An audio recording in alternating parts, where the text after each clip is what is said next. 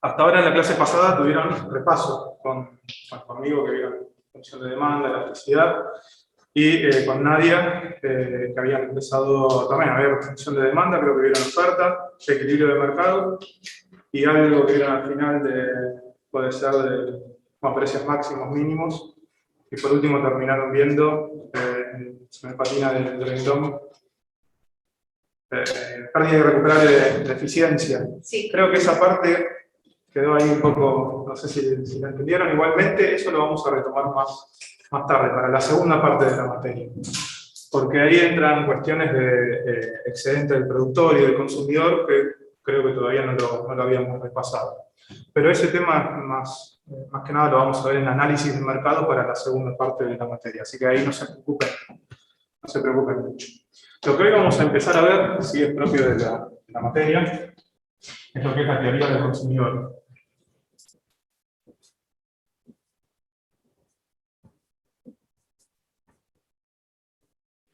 ¿Sí? ¿Los que están en la casa ven bien? ¿Se ve bien ahí? Yo lo veo un poco chico, pero Yo lo veo muy soy borroso. solamente yo. Vamos a ver. La idea es que de todos lados. Nuevamente el artículo de... Igual, profe, es la cámara, es como que va y viene y se ve borroso. que puede ser a veces la señal. Bueno, lo que vamos a ver es teoría del consumidor. La teoría del consumidor un poco se basa en describir lo que hace un individuo al momento de consumir. ¿Sí? Recuerden que la materia lo que busca es establecer un modelo matemático para describir el comportamiento, la toma de decisiones que hacen las unidades económicas, los consumidores, por ejemplo en este caso, o las empresas, que lo vamos a ver un poco más adelante. Entonces, lo que la teoría del consumidor propone para poder describir el comportamiento de estos individuos es separar el proceso de consumo en tres partes. Por un lado vamos a tener las preferencias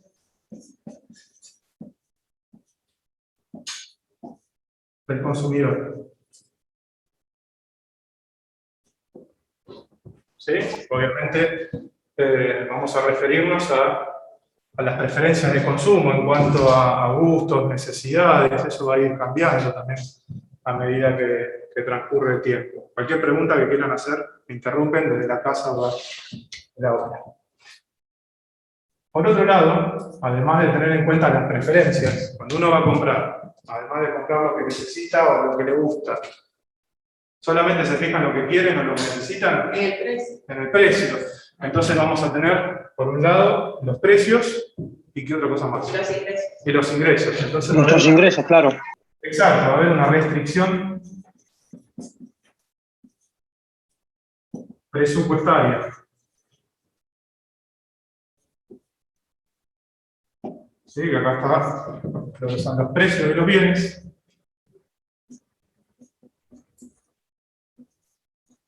Y los ingresos del consumidor. En este caso lo reducimos a solamente dos bienes, ¿no? En este caso X e Y. Y una vez que tenemos definidas las preferencias del consumidor y las restricciones presupuestarias, ahí vamos a la elección de consumo. ¿Sí? Por un lado vamos a ver las preferencias del consumidor. Esas preferencias van a estar sujetas a una restricción presupuestaria. Si esto no tuviera, todos nos compraríamos lo que quisiéramos, estaría buenísimo, pero no, existe esto. Y en función a estas dos primeras etapas, vamos a ir a la elección del consumidor. ¿Está? La primera parte es un poco abstracta. Vamos a tener que tratar de imaginar la situación. Porque mezcla un poco lo que es la parte gráfica con lo que realmente hacemos o lo que nos pasa. Toda la teoría del consumidor se basa en supuestos de racionalidad. Se supone que el consumidor es racional al momento de consumir. ¿Esto qué quiere decir? Que si, por ejemplo, hay una adicción a las compras, bueno, eso no entra en la teoría del consumidor. todo lo que escape al consumo racional, ¿sí? Queda afuera de lo que es la teoría del consumidor. ¿Sí? ¿Estamos hasta acá? Eso ya sería para una materia de psicología y no de microeconomía. Entonces vamos a ir a lo que es el consumo racional. Entonces vamos a arrancar con esas 3 etapas, con la de preferencias del consumidor.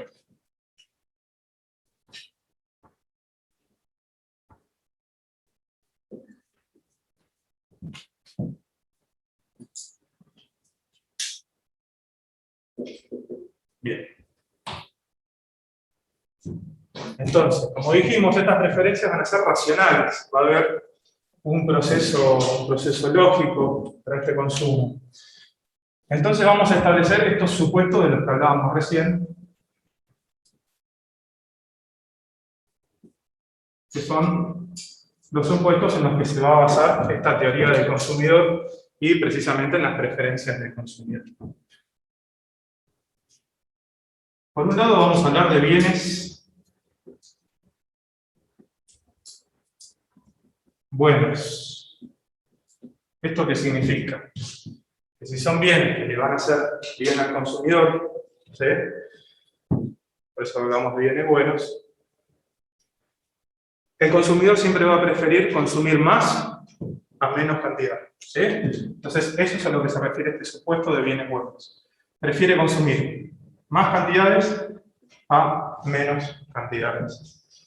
Cuanto más cantidades le ofrezcan, mayor va a ser la preferencia de ese consumidor, ¿sí? Esto es lo que nos pasa a todos, ¿sí? Si tuviéramos que ir a comprar o quisiéramos comprar determinada cantidad de un bien, vamos a preferir comprar más cantidades que comprar menos. Por eso hablamos de bienes buenos. Cuando estos bienes no son buenos, ¿sí? Llamémoslos bienes malos, no necesariamente porque nos hagan mal el consumo, que a veces sucede cuando el consumo hace mal. No sé, por ejemplo, cigarrillos. Va a seguir pasando esto, se va a preferir comprar más a comprar menos, si lo tratamos como un bien. Ahora, a lo que nosotros nos referimos con buenos es que le gusten a ese consumidor. ¿Sí? Por ejemplo, claro, capaz la calidad.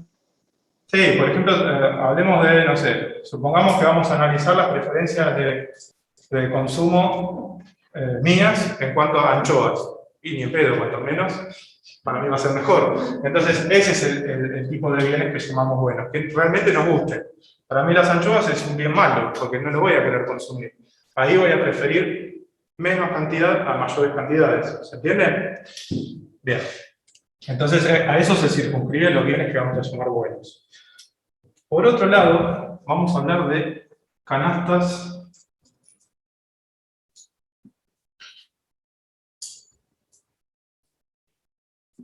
completas. Y ahí ya aparece una nueva. ¿Qué son las canastas en economía? ¿Por qué se llaman canastas? Los bienes que necesita una familia. Sí, ¿No son los bienes básicos o sea, de comida y eso? Esenciales. en realidad cuando nos referimos a una... Vieron que está la canasta de bienes básicos, la canasta de... Hablamos de un conjunto de bienes, ¿sí? Entonces siempre que nos refiramos a canastas vamos a hablar de conjunto, un conjunto de bienes. ¿Por qué? Porque la teoría del consumidor habla que el individuo consume canastas de bienes, no suele ir a comprar un único bien, suele consumir un grupo de bienes, un conjunto de bienes. Entonces las canastas a las que nos vamos a referir son conjuntos de bienes.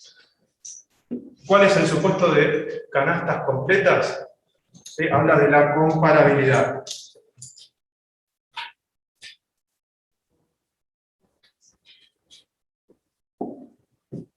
¿Qué quiere decir?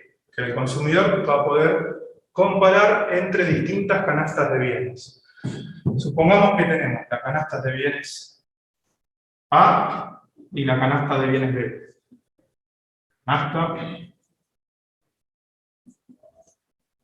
A y la canasta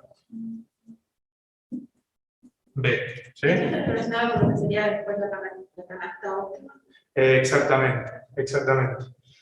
¿Qué va a pasar con estas dos canastas? El consumidor puede decir que prefiere la canasta A, la canasta B. ¿Sí? Esto a veces en los libros, en lugar de encontrar el signo, yo ahora sí lo encuentran como un poco curvado, ¿sí? Esto significa que prefiere la canasta A la canasta B. Puede pasar que al revés, prefiera la canasta B, la A, ¿sí? Para donde está abierto significa que prefiere esa canasta. O puede suceder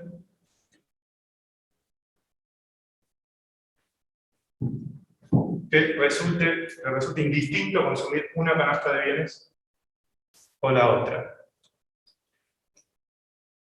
¿Esto qué significa? Cuando hablamos de preferencias del consumidor, a veces hablamos de niveles de satisfacción. Esto implica que la canasta A le da un nivel de satisfacción mayor que la canasta B.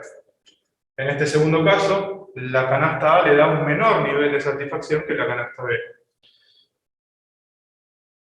Y en este caso, las dos canastas le dan el mismo nivel de satisfacción. Por eso es indistinto entre consumir una y otra.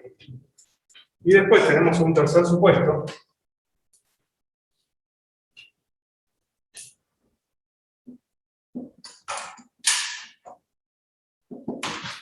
De transitividad, que habla de un proceso lógico, ¿sí? Esto sale de un proceso lógico. Lógico racional. ¿Esto qué implica? Supongamos que tenemos tres canastas de bienes en este caso. La canasta A, la canasta B y la canasta C. Y decimos que el consumidor prefiere la canasta A la canasta B. ¿Sí? Entre las dos le dan a elegir y prefiere la canasta A. Y si le dan a elegir entre la canasta B y la C, prefiere la B. ¿Qué sucedería si le dan a elegir entre la A y la C? ¿Cuál debería elegir? La A. La A, ¿sí? Porque si entre la A y la B prefiere la A, entre la B y la C prefiere la B, entonces entre la A y la C necesariamente va a tener que preferir la A, ¿sí? Y Profe, Sí. no llego a leer bien qué dice ahí. Transitividad, dice. Entendí el concepto, pero no entendí la palabra. transitividad, transitivo. ¿Sí? Transitividad. Habla de un proceso lógico o racional. Si esto no sucede, es porque en algún lado se perdió la lógica, con lo cual no estamos siendo racionales. ¿Sí? Porque si digo, entre, no sé, vamos a ver con las bebidas de la clase pasada, entre el Fernet y la cerveza, prefiero el Fernet. Entre la cerveza y, no sé, el vodka, prefiero la cerveza. Y si me da a elegir entre el Fernet y vodka, sí, prefiero el Fernet. Ahora, si ya no sé qué prefiero, porque ya me tomé todo lo que tengo acá, ¿sí? Entonces, ese es el tema de la transitividad. Tiene que seguir una lógica. Si esto, ¿sí?, no está relacionado con esto, entonces el consumo de ese individuo no es racional. ¿Estamos? Tienen que cumplirse entonces estos tres supuestos. Después vamos a ver un cuarto supuesto.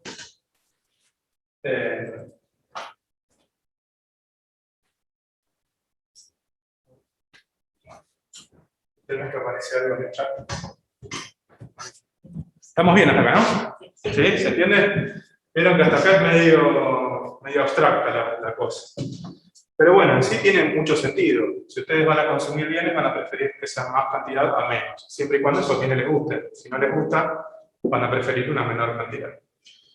Van a poder comparar canastas de bienes, ¿sí? Entonces van a poder decir si prefieren una o la otra, o si son indistintos entre una y otra. En este caso, o eligen A o eligen B, ¿sí?, por igual, ¿no? Les da lo mismo. Y el carácter de transitividad de esta elección, ¿sí?, contempla un proceso lógico. Si entre la A y la B prefieren la A, entre la B y la C prefieren la B, sí o sí tiene que suceder esto, si no, no hay racionalidad. ¿Estamos con esto, no? Sí. Bien. Entonces, en base a estos supuestos, por ejemplo,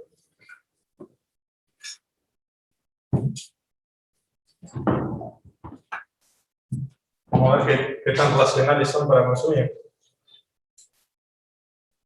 Sería como un test psicológico.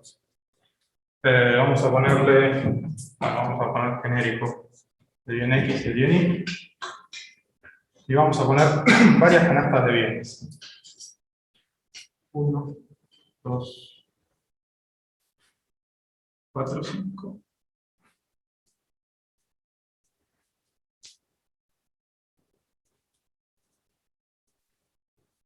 Sí, vamos a aplicar una canasta A que tenga 2 unidades de bien X y una unidad de bien Y. Esta va a ser la canasta de bienes A. Vamos a poner otra que tenga 3 unidades de Y, 4 de X. Esta va a ser la canasta B. 5 unidades de Y, 5 unidades de X. Esta va a ser la canasta C.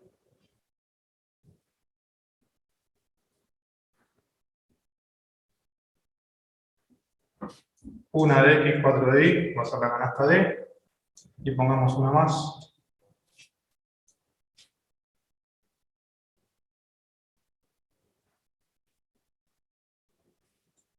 Una de Y, 5 de X, y vamos a ponerle la canasta B. ¿Sí? Entonces, de todas esas canastas de bienes, ¿cuál se supone que puede llegar a preferir más el consumidor? La que va a preferir más de todas estas que están acá. La que tiene más productos, tanto de I como de I. La D. La C, ¿no? Fíjense que la C tiene 5 de X y 5 de Y. De los dos bienes es la que más tiene. Entonces, la que más el consumidor va a preferir es la C. ¿Sí? La C es la que más se prefiere de todas. Entre la A, la B y la C, ¿cuál es la que menos va a preferir? La A. La A es la que menos prefiere, porque tiene 2 unidades de X y una de Y. La B tiene, tiene más unidades de cada uno de los bienes. Fíjense que tiene 2 unidades más de X y 2 unidades más de Y. ¿Cuál sería el supuesto por el que estamos decidiendo acá que prefiere la B a la A? ¿Cuál sería de los 3 supuestos que vimos recién? ¿En base a qué supuesto decimos que prefiere la B? La transitividad. No, porque en este caso serían 2 canastas nada más. Ah. Entonces, ¿qué nos queda? Nos quedan 2 más. Canastas completas. Completas. Canastas completas, ¿sí? Porque prefiere la B a la A, pero ¿en base a cuál? Ahora hay otra más. A la cantidad. A los bienes, claro, a los bienes buenos. Como son bienes que considera buenos, en este caso no nos dice nada, pero bueno, supongamos que son bienes buenos, siempre va a preferir mayores cantidades a menores. En la A tiene menor cantidad de ambos bienes, en cambio la B tiene más cantidad. Sería el supuesto de bienes buenos, que hace que decidamos entre la canasta B y la A y elijamos la B. Entre la B y la C, la C. Y ahí está el proceso de transitividad que mencionábamos recién. Si entre la A y la B prefiere la B, entre la B y la C prefiere la C, entre la A y la C va a preferir la C. ¿Sí? Este sería el proceso de transitividad con 3 canastas. ¿Queda claro, no? ¿Se entiende un poco más? ¿Qué pasa entre la canasta D y la A? Entre la D y la A. Entre la D y la A. Va a preferir la D.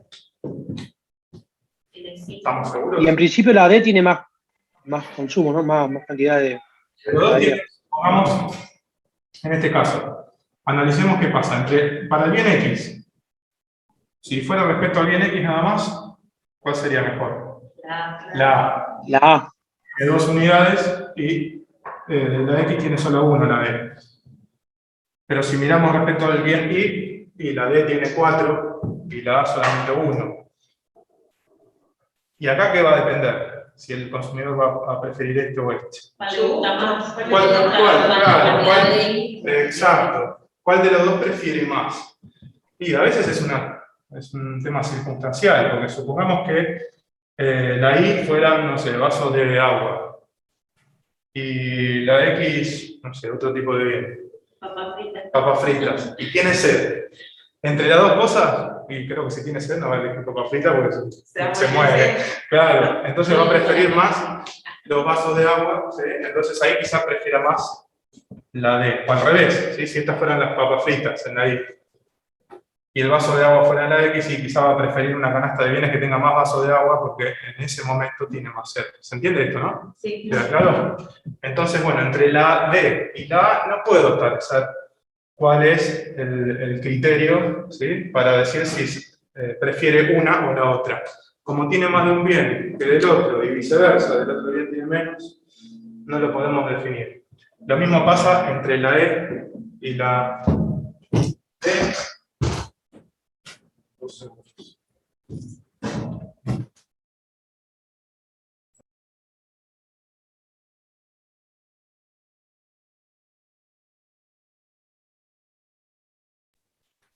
Bien, perdón.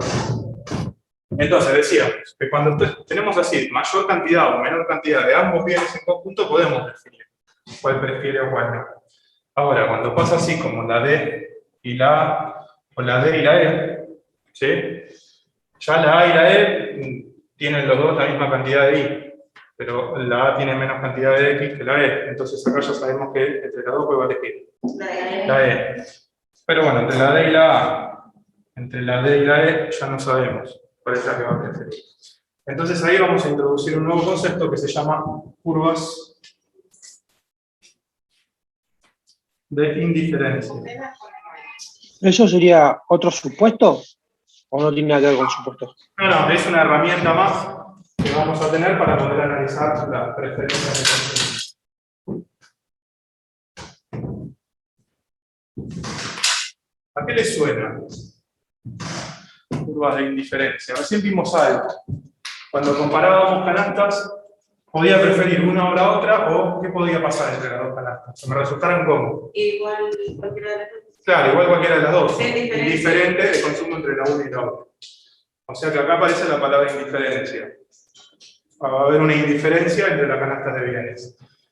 Entonces, esta curva de indiferencia lo que me va a mostrar es el conjunto de canastas que al consumidor le resultan ¿cómo? Indiferentes. Diferentes, exacto. Pregunta, ¿la A, la B y la C van a estar en la misma curva de indiferencia o en distintas curvas de indiferencia? En distintas. En Distintas. en distintas curvas de indiferencia. ¿Por qué? Porque no le resulta indistinto consumir A, B o C, sino que prefiere la C, luego prefiere la B y por último prefiere la A. Entonces esas tres canastas van a estar en distintas curvas de indiferencia. Por ejemplo, si yo hago esto. Se ve, ¿no? ¿Y la B con la E también va, profe? ¿En la misma curva? ¿Cómo? La B con la E. Podría ir la B con la E, ¿sí? Podría quedar afuera o las podría incluir. Vamos a incluirlas en este caso.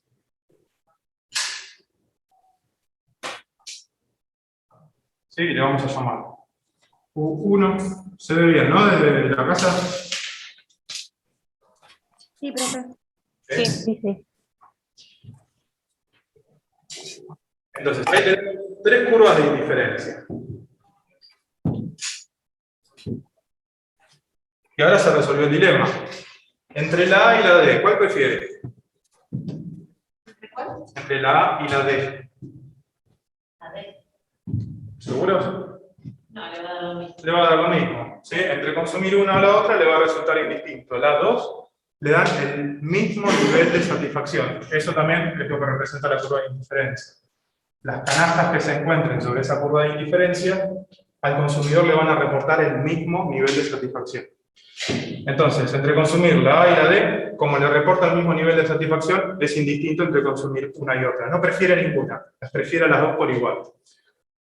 Sí resolvió el dilema entre la D y la E, porque acá no sabíamos cuál de las dos iba a preferir, pero ¿cuál de las dos preferiría, la D o la E? ¿Por qué? La E. Acá juegan varias cosas al mismo tiempo. En principio, cuando tenemos varias curvas de indiferencia, cuanto más alejada esté la curva de indiferencia del centro de coordenadas, Más se va a preferir. mayor va a ser el nivel de satisfacción. Entonces, entre todas las canastas que estén en U sub 1, ¿sí? Todas las canastas que estén en U sub 1 se van a preferir menos que las que estén en U sub 2. Y entre U sub 2 y todas las que estén en U sub 3 se van a preferir la de la curva siempre más alta, de la curva de indiferencia más alta.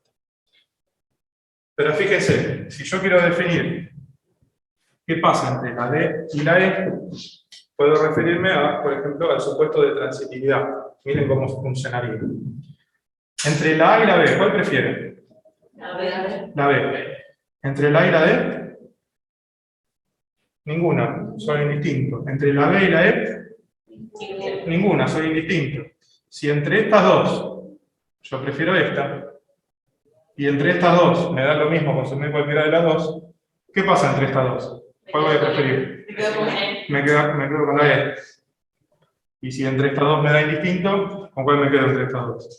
Con la E. Con la E. ¿Ven cómo tiene todo un proceso lógico? ¿Sí? Siempre va a elegir el consumidor entre dos curvas de indiferencia la canasta de bienes que se encuentre en la curva más alejada.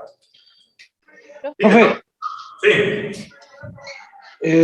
cuanto más alejado está del eje de coordenadas, ¿cómo era eso? Cuanto más alejada la curva esté del centro de coordenadas, mayor satisfacción le va a reportar. ¿Sí? Ah, listo. O sea, cuanto más cerca está, Sí. cuanto más cerca está entre la intersección del eje X e Y, menos le gusta.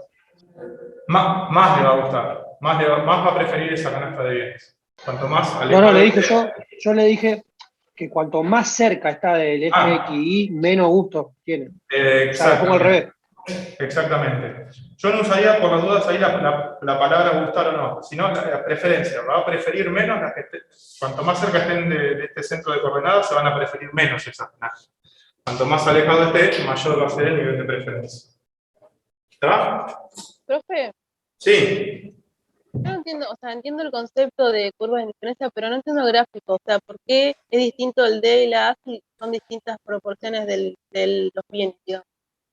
En este caso, fíjate que si bien tienen distintas cantidades, la A tiene más cantidad de X que la D, y al revés, la D tiene más cantidad de Y que la A. Vendría a ser ¿qué tanto prefiere entre estos dos? Claro, entre estos dos bienes, ¿cuál le resulta, o cuál tiene más peso para el consumidor?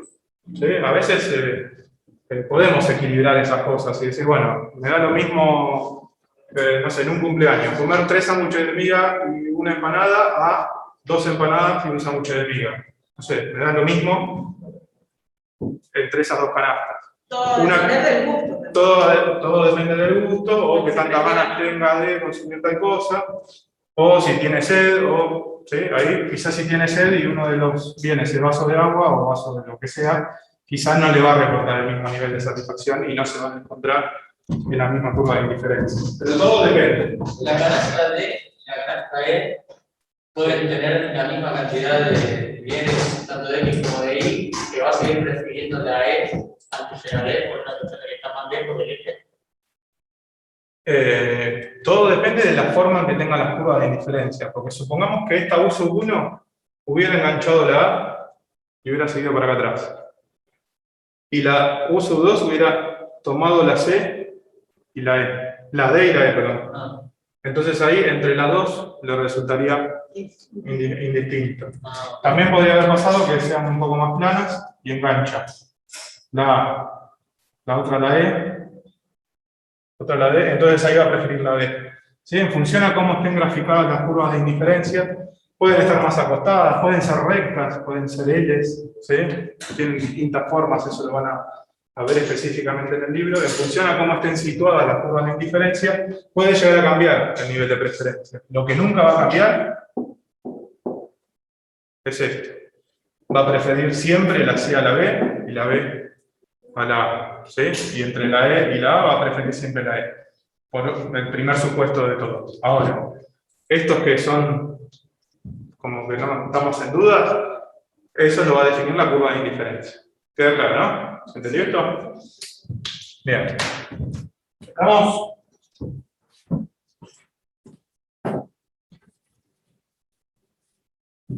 Estamos viendo medio abstractos.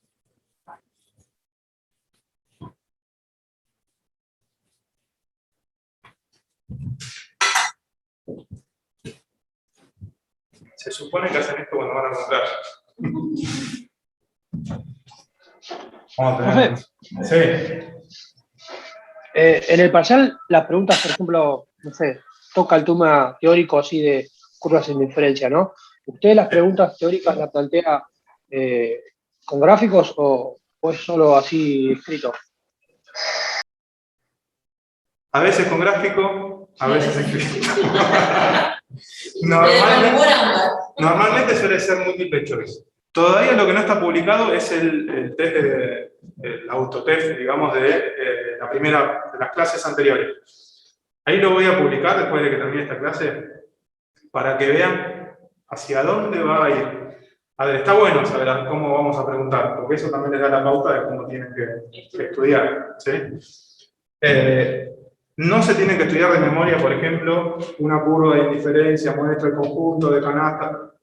Eso no me importa que lo hagan. ¿Por qué? Porque después aprueban esta materia y van a macro y no se van a acordar de memoria del concepto. Ahora, si esa herramienta la usan para analizar otra cosa, y ahí quizás les sirva, les quede. Microeconomía, ¿sí? Acá no me graben, no digan nada. Microeconomía es una materia que para el contador público, el licenciado en administración, y mucho no está en la práctica profesional. Incluso, por ejemplo, los que estudian la licenciatura en administración, cuando llegan a marketing, ven el tema de consumo, el análisis del mercado y demás, y no aplican esta teoría, es muy racional, a veces van más al consumo compulsivo, no sé, a poner alguna cosa. Miren, cuando llegan esto me lo decía una amiga mía que estaba en marketing, que uno cuando está, por ejemplo, en Pharmacity, que tiene, no sé, los bonobones o cosas así, en la fila para esperar. Bueno, eso es una estrategia de marketing porque uno va y compra. Pero ese consumo no es racional. O sea que esto no aplica. Entonces, van a encontrarse con un montón de conceptos que van a ver en micro que hasta ahí no van a ser aplicables. Quizá cuando vayamos a la parte de producción, que viene después de esto, sí, porque vamos a la producción, costos, entonces va a estar relacionado un poco con lo que ven en costos 1 y costos 2. Así que quizá algo de acá sirva para costos 1. Más había para costos 2. Había preguntas del parcial de costos 2 que se respondían con cosas que se veían acá. Eso después cualquier cosa lo vemos para cuando cursen esa materia. Bien, vamos a... Sí. Disculpe, una consulta. ¿El cuestionario es con nota y tiene tiempo de entrega? Creo que no se lo consultamos. Nada. Para que lo hagan ustedes las veces que quieran incluso. Ah, gracias.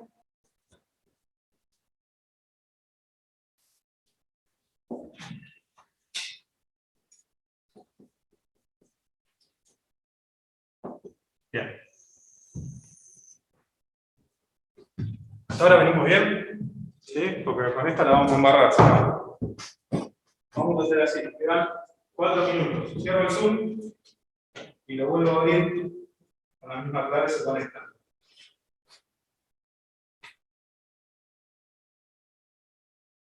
¿Sí? Entonces, entre las tres, ¿cuál se prefiere? Y bueno, ahí tendríamos que ver. Dice gratuito. No que le gusta mucho, Bueno, pero ahí es como que tenemos que tratar de analizarlo sin considerar el precio. Porque hasta ahora el precio no hablamos. Pero uno dice gratuito y los segundos no, entonces es como que ya, si la duda preguntamos. ya el nombre del servicio ya se vendió solo. Ya, tal cual. Ya no se vendió. Algunos sí. Bueno. Vamos a ver lo que es la tasa marginal de sustitución. Sigue analizando lo que son las diferencias. Y es la tasa de intercambio, ¿sí? Es la tasa de intercambio entre un bien y otro. Es una tasa de intercambio entre un bien y otro, de forma tal que el consumidor mantiene el mismo nivel de satisfacción. Es una tasa de intercambio entre un bien y otro, de forma tal que el consumidor mantiene el mismo nivel de satisfacción. Palabra más, palabra menos, entonces sí, creo que son las dos veces. Entonces, ¿qué nos va a mostrar esta tasa marginal de sustitución? Las cantidades de un bien que el consumidor está dispuesto a renunciar para adquirir una unidad más del otro bien. ¿Sí? Supongamos que tenemos esta curva de indiferencia. ¿Saben lo que era hacer esto en el Paint?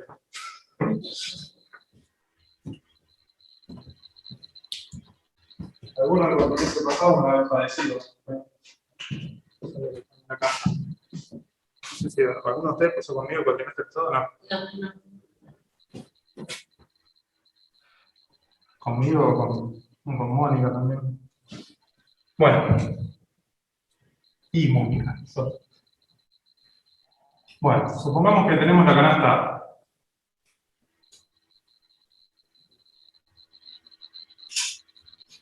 Y el consumidor quiere una unidad más del bien X. ¿Sí? Quiere pasar de una unidad del bien X a 2, manteniendo el mismo nivel de satisfacción. ¿En dónde debería estar esa canasta de bienes si quiere mantener el mismo nivel de satisfacción? En la misma curva. En la misma curva, exacto. Tiene que estar en la misma curva si quiere mantener el mismo nivel de satisfacción. Entonces, para aumentar el consumo,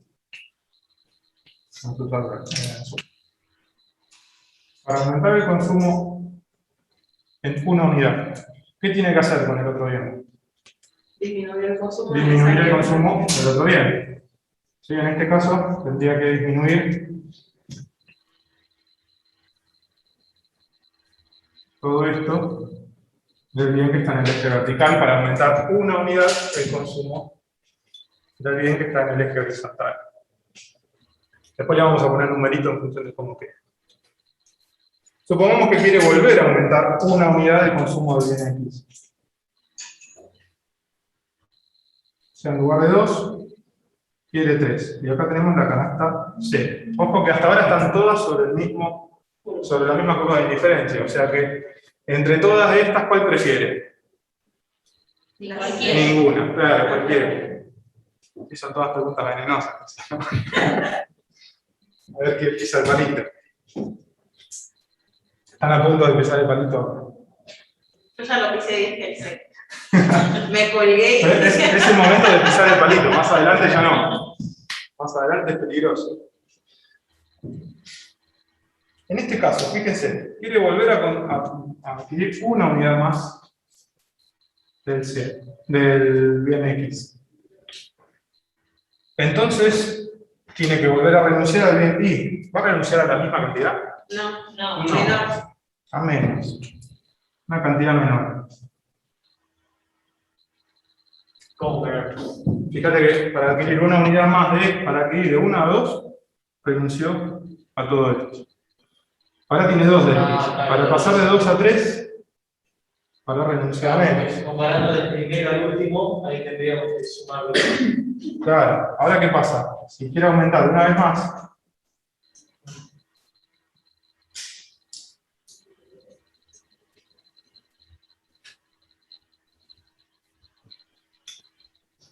sucede esto. Prácticamente voy a hacer una flecha común, que apenas se va a ver desde Zoom. Para aumentar el consumo de 3 a 4, ahora va a renunciar a esa cantidad.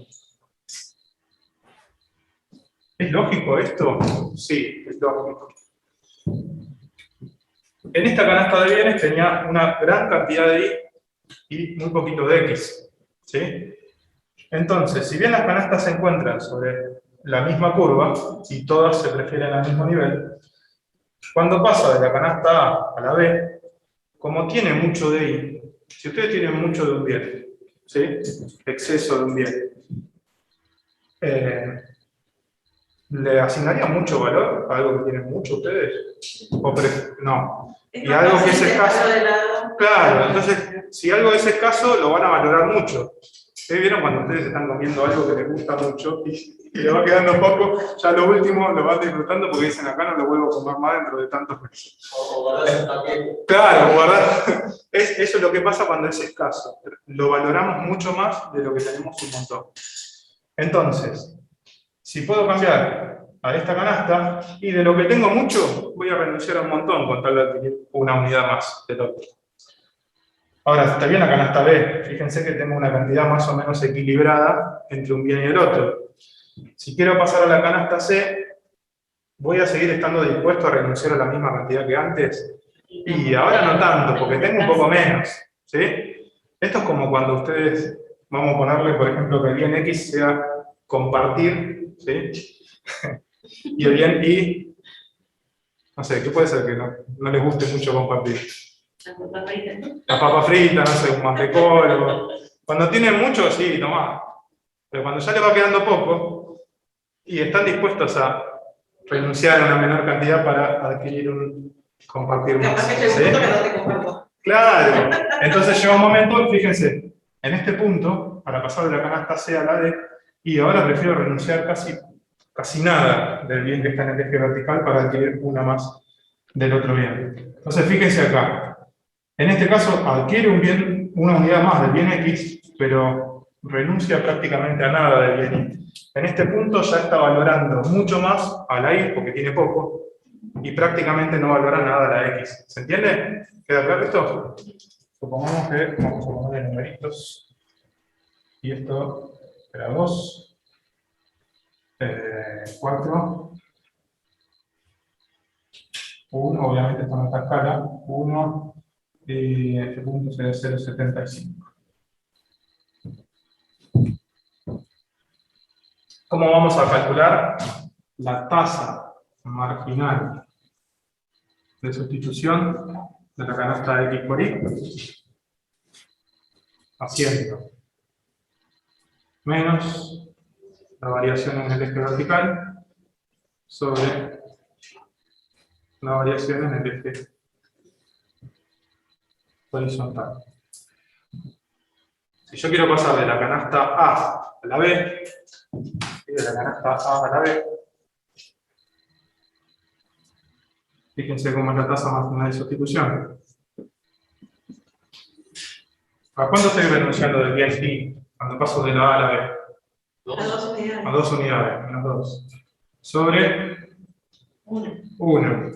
Entonces el consumidor está dispuesto a renunciar a 2 unidades de bien Y para adquirir una unidad de bien X. Entonces, entre A y B, la tasa marginal de sustitución es menos 2. Entre B y C, salud.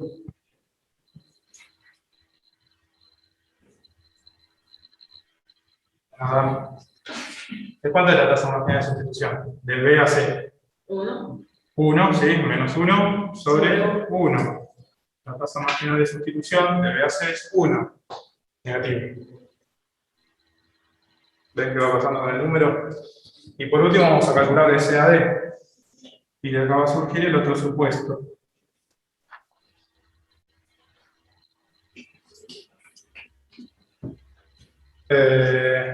¿Cuánto renuncia del bien Y cuando paso de C a D? 0,25. 0,25 de vuelta sobre 1. Esto me va a dar menos 0,25. ¿Qué pasa con la tasa marginal de sustitución? A medida que nos vamos deslizando de izquierda a derecha sobre la curva de indiferencia. Se acerca cada vez a 0.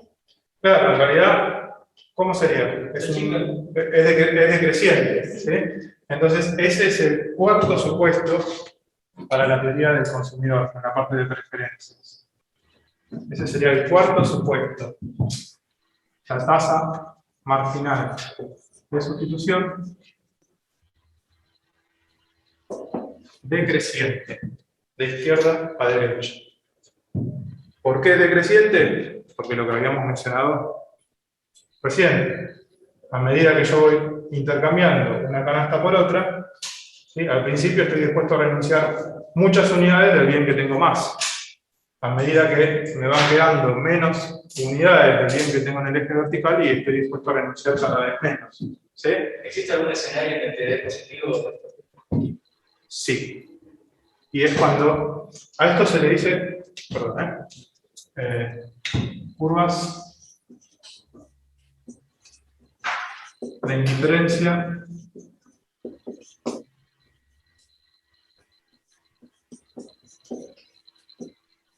convexas, ¿sí? Por la forma que pienso. Ah, que sea ¿Qué? perfecto. Puede suceder que no sean convexas, entonces van a ser así.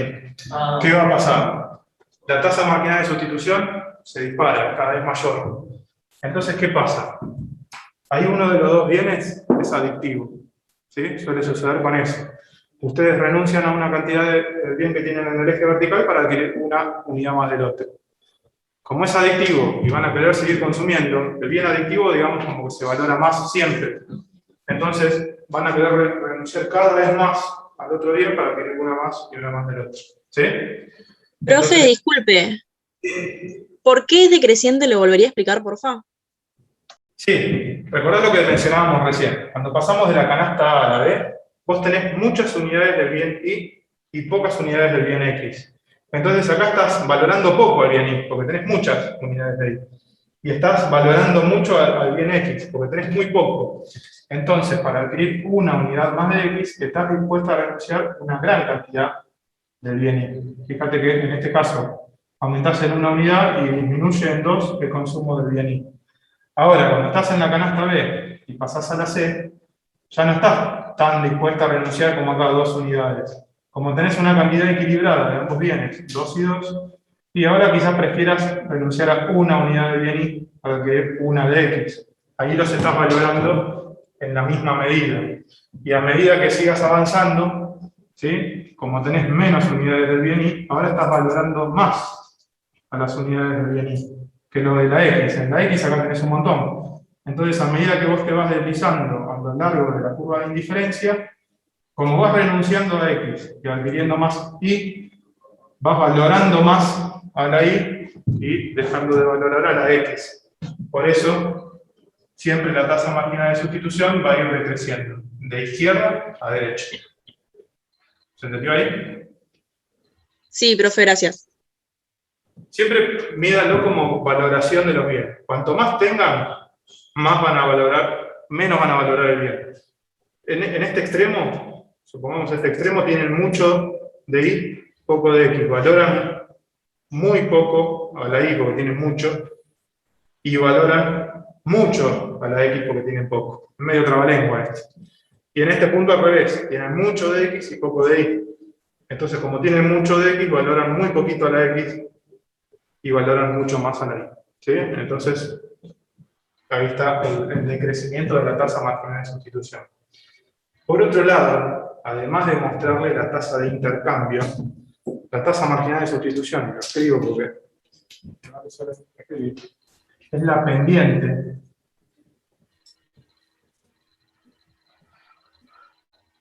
de la curva de indiferencia en cada uno de los puntos. En este caso, del punto del que parten, del punto A, del punto B, del punto C. Fíjense que en el punto B, la pendiente es menos 1, ¿sí? Justo es menos 1.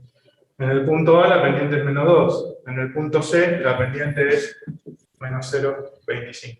Estamos hasta acá, ¿no? Sí. ¿Sí? ¿Se entendió esto? Bien. Cada vez se va haciendo más horizontal. Exacto, se va aplanando. Se va haciendo más horizontal precisamente por eso, porque uno cuando va intercambiando, llega un momento que Se va a hacer no querés renunciar mucho a lo que tengas. Claro, en un momento decís, bueno, hasta acá llegué, ya no quiero. ¿Sí? A veces esto es un poco cuando ustedes tienen que tomar una decisión y tienen que ceder algo para adquirir otra cosa. ¿Sí? Entonces, podría servir para otro tipo de materias. Esto a veces lo aplican en otro tipo de materias. parecido al coste de oportunidad. Exacto, es el costo de oportunidad. ¿A cuánto tienen que renunciar para adquirir? Para adquirir. Exacto. Nada más que de este lado, lo que estamos midiendo es el beneficio marginal. Eso lo van a encontrar en el libro.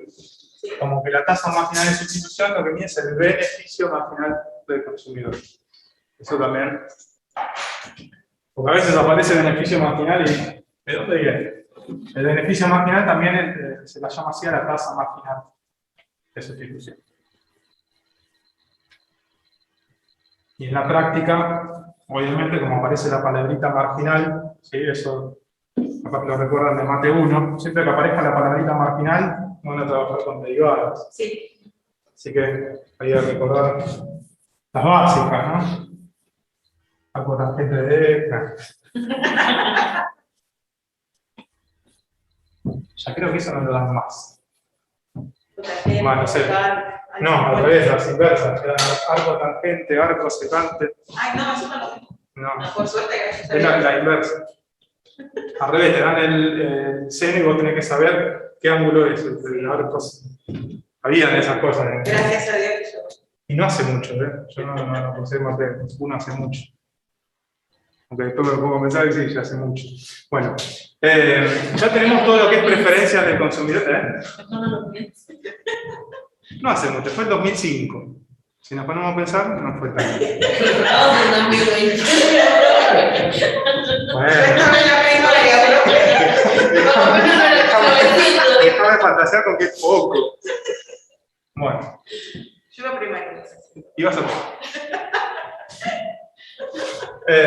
bueno, ya vimos lo que es preferencias del consumidor. No más que lo tuvieron en esa época, porque saben lo que era esa materia. Ahora vamos a analizar lo que es la restricción presupuestaria.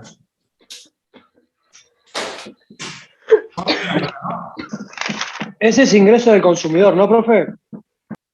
Exacto, vamos a analizar en realidad el ingreso y los precios.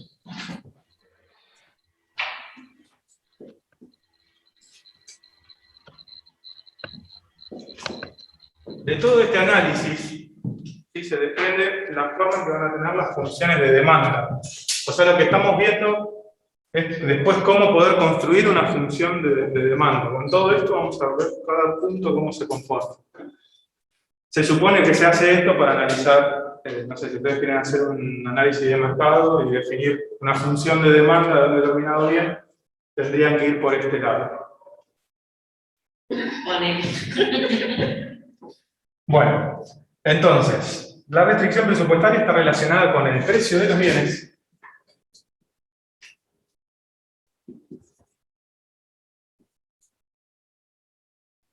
y el ingreso del consumidor.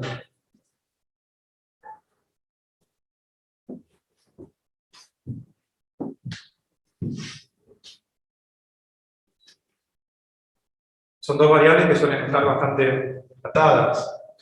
Se supone que si todo funcionara bien y variaran en la misma proporción, siempre tendríamos el mismo poder adquisitivo. Si los precios aumentan un 20%, que los ingresos nos aumenten un 20%, haría que uno mantenga el poder adquisitivo. Entonces, toda esta teoría no sirve para nada, porque siempre tendríamos el mismo poder adquisitivo y consumiríamos lo mismo. Pero no sucede eso, suelen variar en distintas proporciones. Lo que nosotros vamos a ver es qué va sucediendo a medida que vamos alterando cada una de estos parámetros. Vamos a trabajar, por ejemplo, con el precio de los bienes, que como lo solemos reducir únicamente a dos bienes, vamos a hablar del precio del bien X y el precio del bien Y. En el libro de Pindick no lo menciona, pero por ejemplo, si bien el análisis se reduce a dos bienes, X e Y, ¿sí? Pera, banana, no sé, manzana, pera, gaseosa, no sé, algo sanguchito. Lo que bien se podría hacer es, si ustedes quieren analizar, por ejemplo, no sé, qué pasa con el precio de la Coca-Cola cuando varía el precio del resto de los bienes. A veces una de las variables es el resto de los bienes. Entonces ustedes centran el análisis en el bien específico, el que ustedes están poniendo acá. Y al resto de los bienes, normalmente se le asigna un precio igual a 1, y se analizan todos los bienes en conjunto, como si fuera el bien Y. Entonces ahí pueden analizar qué pasa con un bien en específico y el resto de los bienes en conjunto. Y ahí estarían incluyendo todos los bienes de un determinado mercado. O sería también como tomando en cuenta que el resto sigue igual. También, sí, el famoso ceteris paribus. Exacto. Como lo veo. Y bueno, el ingreso del consumidor. Supongamos, por ejemplo, que un consumidor tiene un ingreso de 10.000 pesos, que el precio del bien X es 100 y que el precio del bien Y es 200.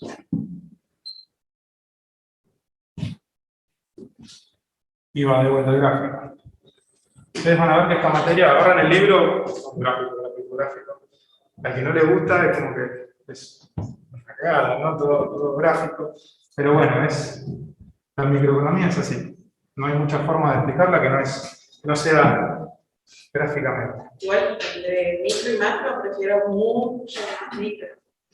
Obviamente. Está bueno macro también. Micro es como que te ayuda a analizar algo específico. Macro es como que te hace entender un poco más la economía más palpable, la economía diaria.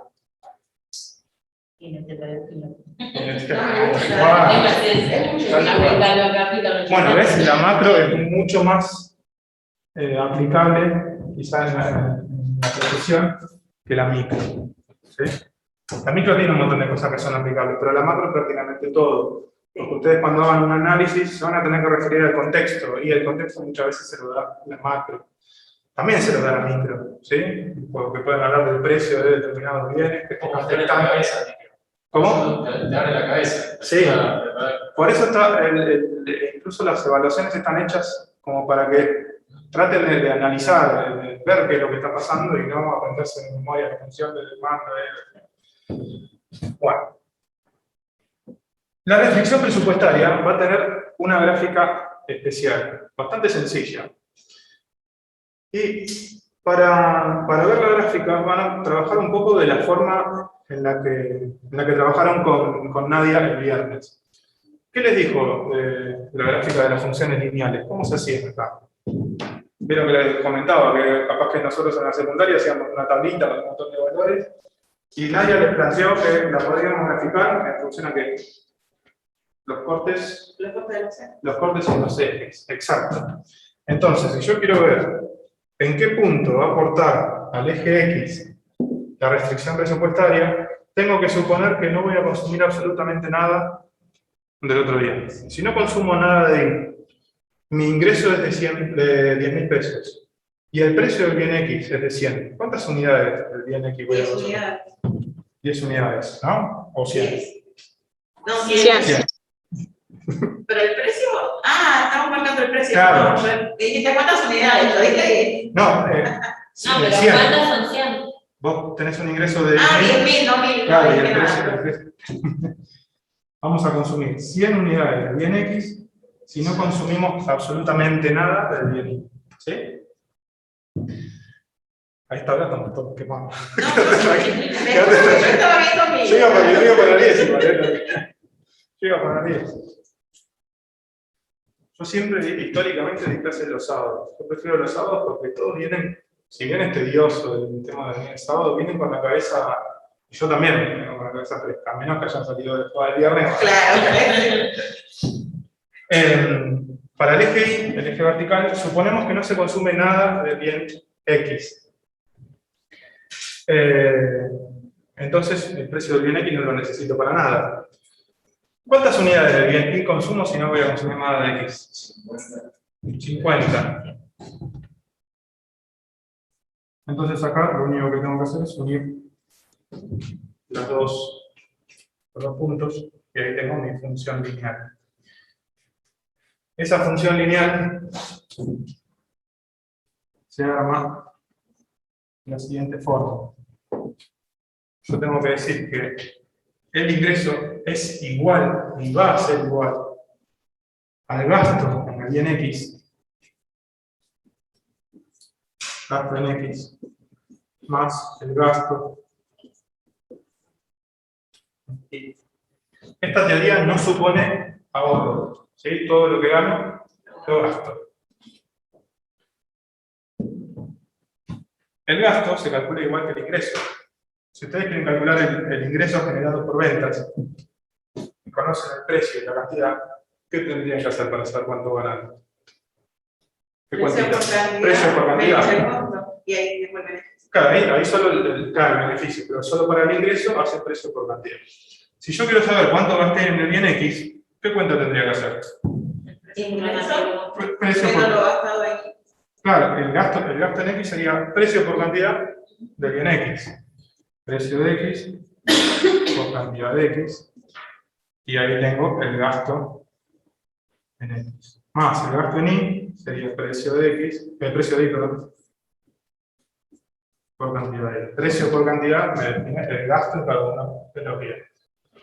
Esto se suele escribir, en lugar de hablar de cantidad de X, cantidad de Y.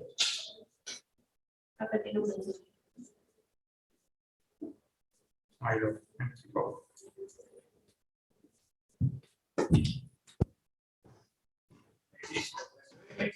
Y por precio de Y es igual a F.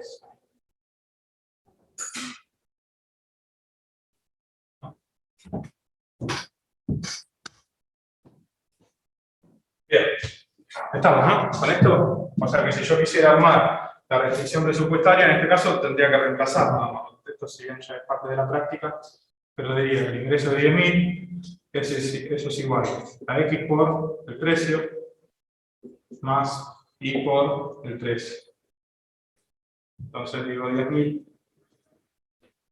es igual a 100X más 200Y, y esto es mi restricción presupuestaria. ¿Sí? Es una función lineal. Pero genéricamente lo tratamos así. ¿Qué cuenta hicieron para llegar a 100? ¿Qué dividieron? los 10.000 divididos por 100 del precio. Claro, fíjense que lo que dividieron fue el ingreso sobre Precio de X. el precio de X. Y en este caso sería el ingreso dividido el precio de X. ¿Sí? Para determinar los cortes en los ejes, directamente es el ingreso dividido el precio del bien que está en ese eje. Por eso, más que nada en la teoría lo solemos escribir de esta forma, porque no hablamos de un número específico, sino que lo trabajamos en forma genérica. ¿Estamos, no? ¿Hasta acá? ¿Sí? Este triángulo, si bien nosotros vamos a consumir todo el ingreso, con lo cual vamos a consumir solo las canastas de bienes que estén sobre la recta presupuestaria, todo este triángulo hace referencia al poder adquisitivo de ese consumidor. Puede comprar cualquier canasta de bienes que esté dentro de ese triángulo. Todo lo que esté fuera de eso. Todo lo que esté fuera queda fuera del alcance, queda fuera de su poder adquisitivo, no lo puede adquirir. Sin embargo, en la teoría del consumidor supone que se va a gastar todo el ingreso, o sea que siempre nos vamos a adquirir una canasta que esté sobre la recta presupuestaria. ¿Me siguen hasta acá, no? ¿Estamos bien? Entonces, si se achica ese triángulo, ¿qué pasa con el poder adquisitivo? Sería bien. Claro, sería menor. ¿Sí? ¿En qué casos podría achicarse ese triángulo? ¿Qué casos supone? Inflación, que sería una reducción. Ojo que tiene que ser sí o sí con estas variables. Que aumenten los Sí, que la precios. inflación aumenta los precios. Claro, la Y yo inflación. lo que gano, puedo comprar menos cantidad de lo que compraba antes. Exacto. Si aumentan los precios, ¿qué pasa con el poder adquisitivo? Va a ser menor. Va a ser menor. Si aumentan los precios, va a ser mayor. O sea que ese triángulo tendría que agrandarse. Ahora vamos a ver si pasa eso, ¿no? Y con el ingreso, si baja el ingreso, También. pierde el poder adquisitivo. Si aumenta el ingreso, gana el poder adquisitivo. ¿Bien? ¿Sí? Va teniendo una lógica. Si bien es el grafiquito, hay una lógica que funciona así.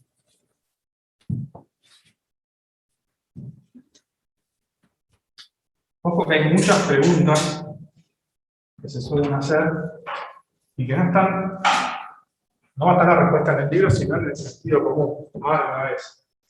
Hay un pequeño problema con el sentido común. De todos los sentidos, Haga una, profe, haga una. Pregunta.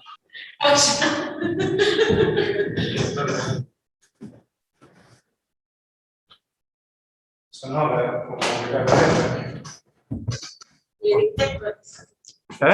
¿Le di actualizar? Sí. Chau. La tarjeta de crédito. Actualizar las pruebas. Sí. Seguramente cuando lo cierres se va a actualizar. O sea que va a tener ¿Me pasan el número de alguna tarjeta de crédito? Vamos a ver variaciones. En la restricción presupuestaria.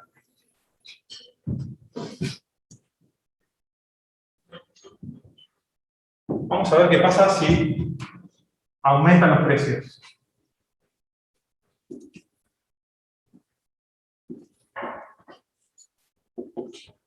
Este va a ser el primer caso. Aumento de precios.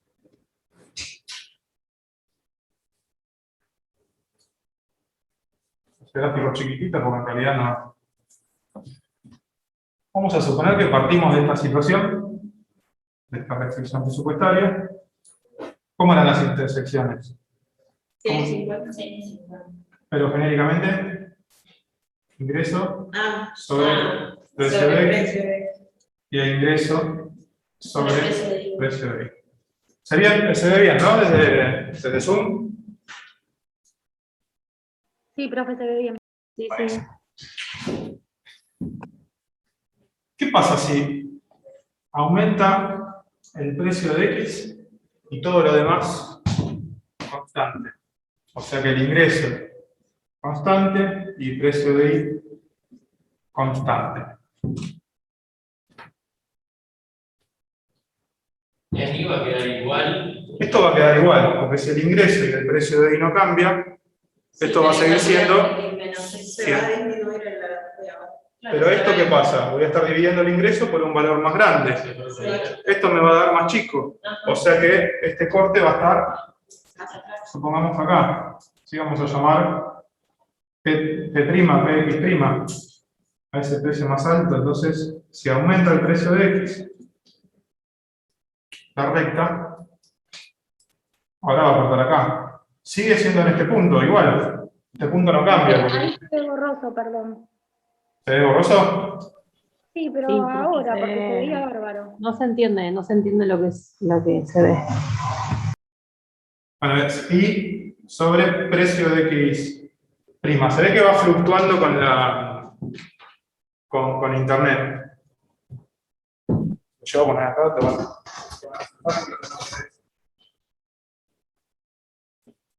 Profe, igual se está por cortar en 4 minutos. Si no, salimos y volvemos a entrar. Dale, hagamos eso.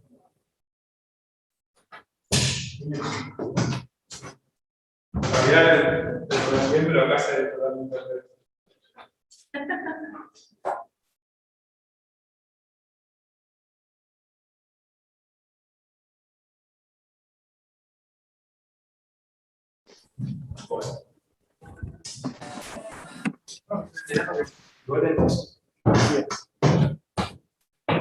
Hace 17 meses que no me ponía zapatos.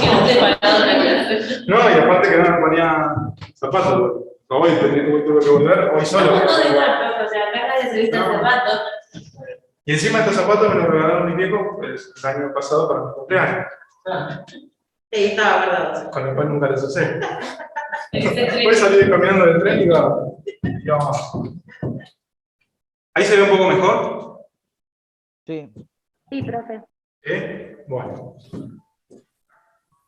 Entonces, habíamos propuesto una recta presupuestaria original.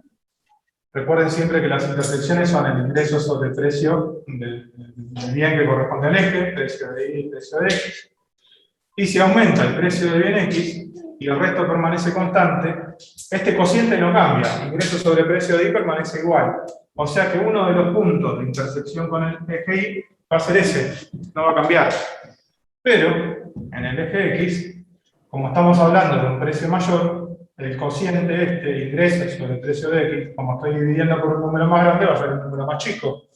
Con lo cual, el punto va a estar a la izquierda de la intersección original.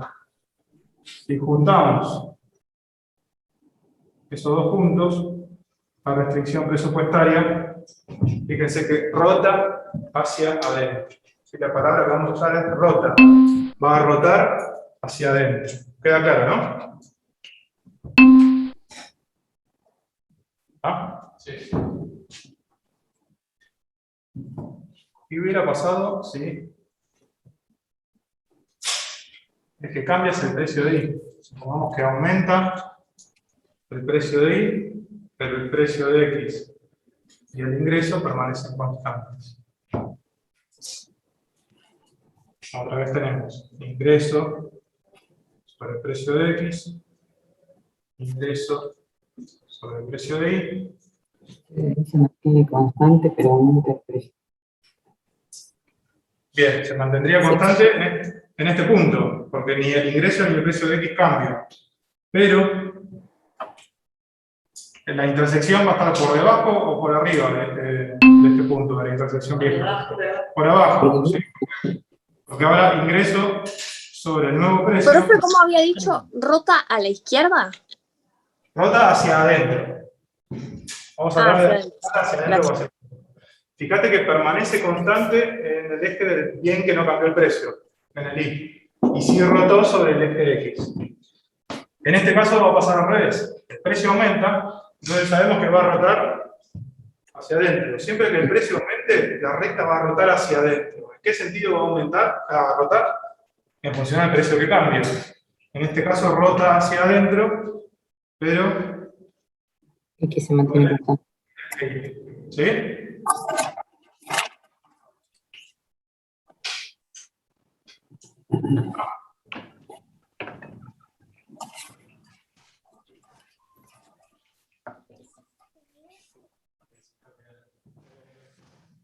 El boludo me está aburriendo.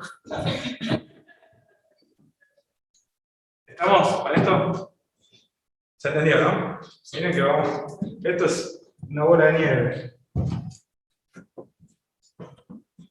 Precios que aumentan. Vamos a los precios, pero que disminuyen. Si el precio disminuye,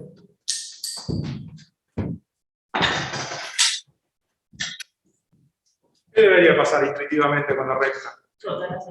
Rotar hacia afuera, ¿sí? Va a rotar hacia afuera.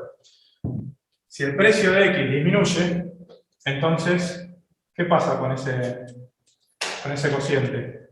¿Va a ser mayor o menor? Mayor, ¿sí? Si estoy disminuyendo el precio por el que estoy dividiendo el ingreso, voy a comprar una mayor cantidad de bien X. Entonces, como no cambió ninguna de estas variables, la nueva recta presupuestaria, traten que sea recta, va a rotar hacia afuera. Entonces, cuando el precio disminuye, la recta rota hacia afuera. Y acá va a pasar lo mismo. El cociente ingreso sobre el precio de Y debería aumentar, porque estoy dividiendo el mismo ingreso por un precio más chico.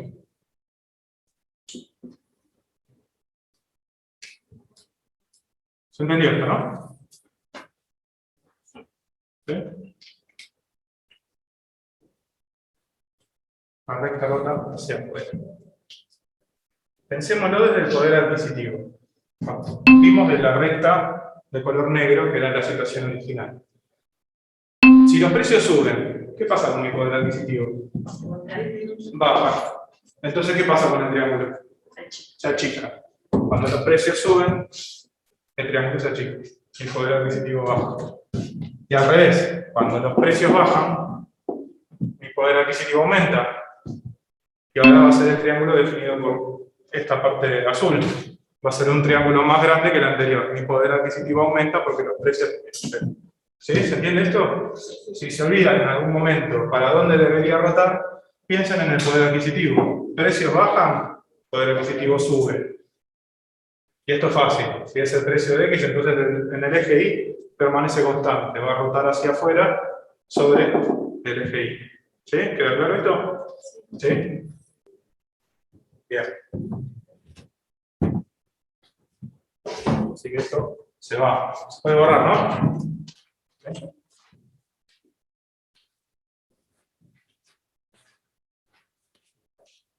Al segundo y medio del año. ¿No?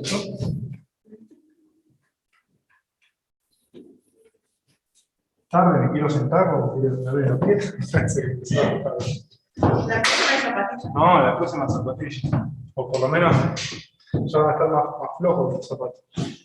Espero que no me toque el martes que viene. Ahora es un día por semana. Vamos a ver si. Bueno, vamos a ver con variaciones del ingreso.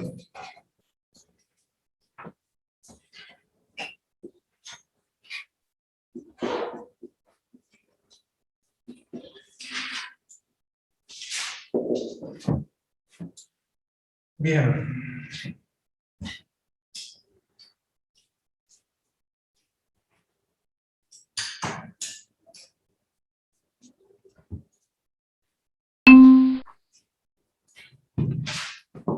Acá vamos a suponer que los precios se mantienen constantes. Y dos situaciones.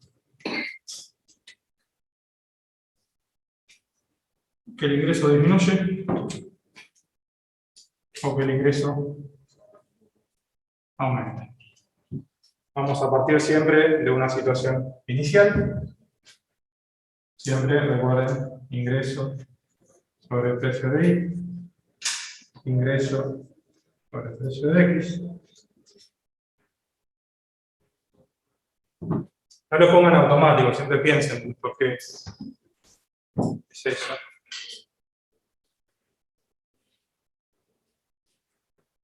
Y si partimos de esa situación original y el ingreso aumenta, ¿qué pasa con esta división y esta división? Va a subir. Va a subir, va a subir. Si el ingreso aumenta en un 10%, esto va a aumentar en la misma proporción. Un 10% para arriba y un 10% para arriba. O sea que si aumenta mi ingreso, vamos a llamarlo Y', y el precio no cambia,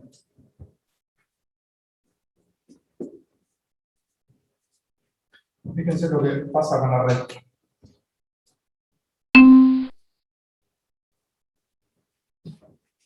Ya no rota, sino que se desplaza hacia arriba. Exacto. Y en forma paralela. Siempre va a ser en la misma proporción. Siempre se produce en la misma proporción en ambos ejes. Sí. Si fueran en distintas proporciones, ahí ya cambiaría la pendiente, pero cuando es solo la variación del ingreso, la recta lo rota en forma paralela. Y ahora no queda mucho para pensar. Si los ingresos bajan, se desplaza hacia abajo.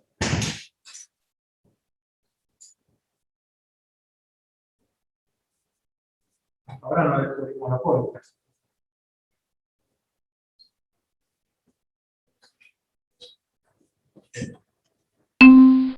Desplaza en forma paralela hacia abajo. Mismo análisis que el anterior. Si aumenta mi ingreso, ¿qué pasa con mi poder adquisitivo? Aumenta. El triángulo aumenta de superficie. Recuerden que el poder adquisitivo es la superficie de este triángulo. Si aumenta mi ingreso y los precios permanecen constantes, cosa que nunca pasa, aumenta mi poder adquisitivo y al revés. Si disminuye el ingreso del consumidor, entonces la recta se traslada de forma paralela hacia adentro, disminuye la superficie de ese triángulo, con lo cual el poder adquisitivo del consumidor baja. Siempre en forma paralela. No cambiaron los precios. ¿Y si es en forma paralela, cambió la pendiente? No, la pendiente es la misma. Si no cambian los precios, la pendiente es la misma. Si cambia uno de los precios, ¿qué pasaba con la recta? Rota. ¿Y qué pasa con la pendiente? Cambia. Entonces, la recta va a cambiar de pendiente siempre que cambian los precios. Entonces, ¿quién le da la pendiente? ¿La recta? Los precios. ¿Sí? ¿Queda claro eso, no? Sí. Entonces, vamos a ver cuál es la pendiente de esa recta. ¿Sí? Eso tomen nota. La pendiente de la restricción presupuestaria la dan los precios de los bienes. ¿Lo puedo repetir? Sí, la pendiente de la recta presupuestaria o de la restricción presupuestaria la dan los precios de los bienes. O sea que si no cambia, voy a tener la misma pendiente.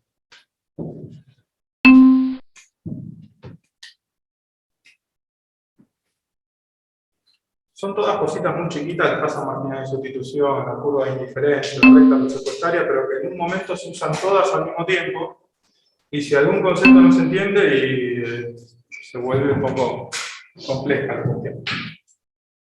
Pensemos en lo siguiente. Tenemos nuestra restricción presupuestaria, que era el ingreso es igual a X por el precio de X, más Y por el precio de Y. Y esto lo quiero escribir como una función lineal, como ustedes la conocen. ¿Cómo la tendría que escribir? Despejando. ¿Qué tendría que despejar? La I. ¿Sí? Para encontrar. Normalmente lo que yo. Normalmente se despeja la I. Se despeja la I para la función. Entonces vamos a despejar a la I. Vamos a tratar de dejar sola la I. Por una cuestión de practicidad lo voy a dejar de este lado, porque ya está de este lado. Al haber un signo igual en el medio es lo mismo que esté de un lado del otro. Entonces esto, ¿cómo pasa? Pasa restando. Y menos X por precio de X. Esto es igual a Y por precio de X. ¿Y esto? Dividiendo. Y menos X por precio de X sobre precio de Y es igual a Y. Ahora si acá abajo lo voy a escribir normal. Y es igual. Esto se puede distribuir. Sí. Entonces, Y Sobre por el precio de Y menos precio de X por el precio de Y por X. Y ahí tengo una lista funcional.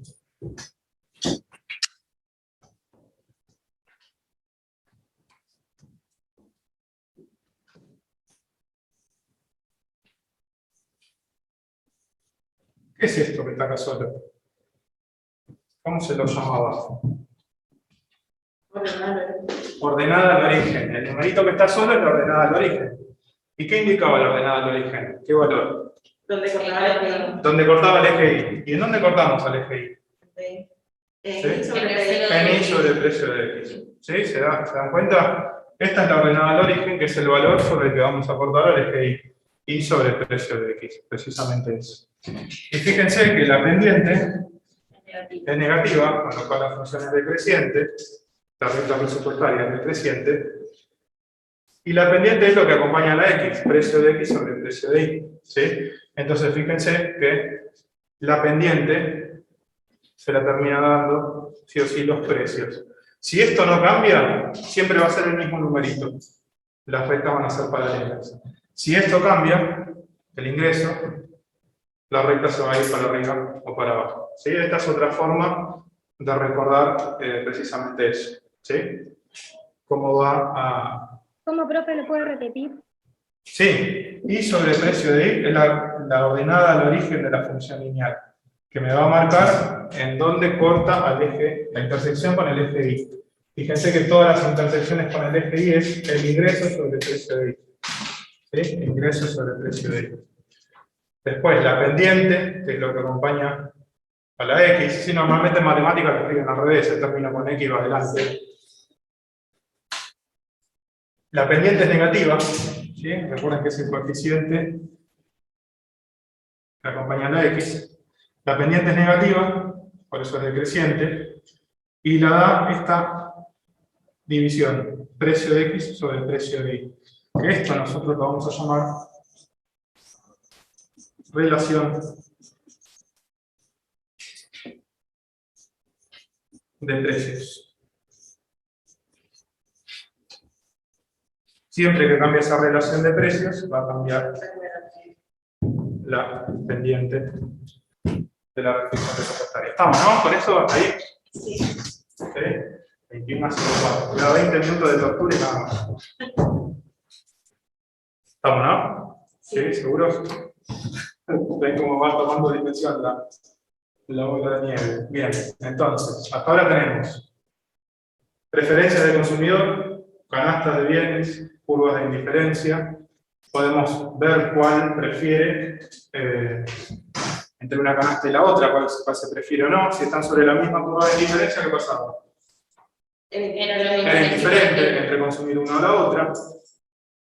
¿Qué tenía que pasar con las curvas de indiferencia para que yo prefiera más una canasta de bienes que la otra? Tiene que estar más alejado de las coordenadas. Más alejada del centro de coordenadas, entonces voy a preferir esas canastas de bienes, y las que estén más cerca son las que menos voy a preferir. Y teníamos la tasa máxima de sustitución, que además de mostrarnos la tasa de intercambio entre un bien y otro, nos mostraba la pendiente de la curva de indiferencia, ¿sí? La pendiente en cada punto. Y por otro lado teníamos la recta presupuestaria, ¿sí? Que nos muestra las canastas de bienes que podemos comprar. Ya esto no hace referencia a los gustos, habla de lo que podemos comprar o no, indistintamente del gusto del consumidor, que está dada por el ingreso y por el precio de los bienes. Si cambian los precios, las rectas rotan, ¿sí? Si aumentan los precios, la recta rota hacia adentro, ¿sí? Si los precios disminuyen, la recta rota hacia afuera, y si cambia el ingreso, la recta se traslada, se desplaza, paralela hacia afuera o hacia adentro, si aumenta o disminuye. ¿Sí? Hasta ahora, esa es la mecánica. Se supone que todo esto lo tenemos que conjugar y llegar a lo que hacemos cuando elegimos la canasta de bienes que vamos a consumir. Todo esto Entonces, para la canasta óptima. Todo esto es para la canasta óptima. Todo esto para la canasta óptima. Se supone que todo esto va pasando en la cabeza a medida que uno va avanzando con el choquito del supermercado. Mientras el consumo sea racional. En cuanto pasan por la góndola de caramelos, tienen que dar de cuenta, ya eso quedó fuera. Con los hijos. No, a veces hay que usar. Entonces la fila de la caja, que pone 45, hay la triple. Sí, y te lo ponen todo ahí. Para que lo puedas bajar. Claro. Yo me combiné y tengo que sacar las así hasta el pedo, más o menos. En el Carrefour de la droguera, fila única, bueno, por dos lados. La que es rápida o la común, que la rápida, es la cuestión, la rápida suele ser más lenta que la común. Uno está ahí y tiene todas las golosinas para agarrar. Bueno, vamos al último paso. La elección del consumidor.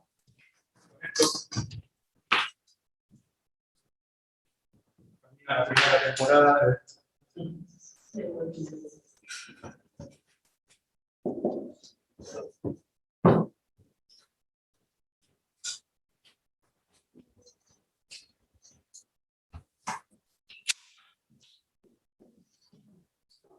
Todo esto está en el capítulo 3 del libro.